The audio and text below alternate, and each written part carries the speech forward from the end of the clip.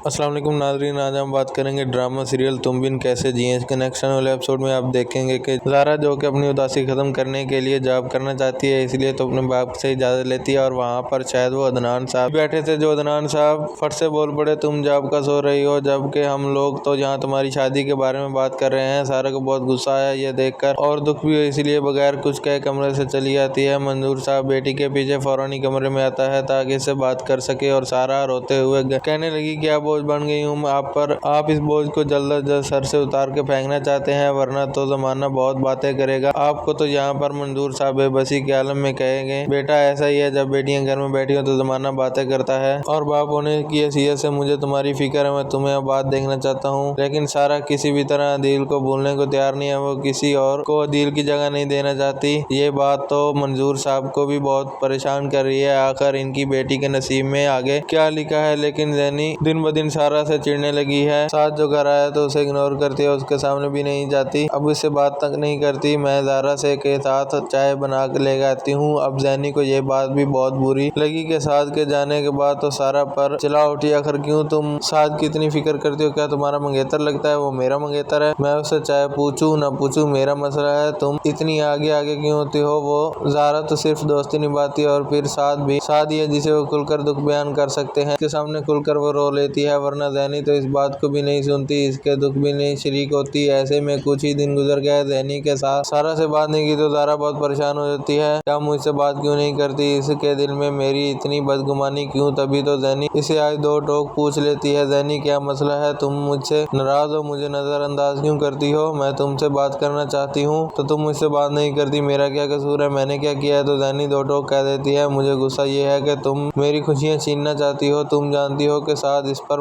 मरता है तो, लेकिन सिर्फ एक इंसान के लिए, वो एक इंसान मैं नहीं हो तुम हो, वो तुम्हारे लिए इस घर में आता है, इसका रिश्ता मुझे से जुड़ा है। क्यों सारा, क्यों ऐसा क्यों करती हो, आगे पीछे होती हो, जब वो घर आता है तो मुझे वक्त क्यों नहीं देती कि मैं इससे बात कर सकूं। अब तो सारा नम आंखों से बहन को देखती रहेगी। जी तो नाज़रीन, आपको क्या लगता है कि नेक्स्ट आने वाले एपिसोड में क्या होगा। अगर आपको हमारी वीडियो अच्छी लगी तो हमारे चैनल को सब्सक्राइब करें, शेयर करें, बेल आइकन को प्रेस करें। Thanks for watching.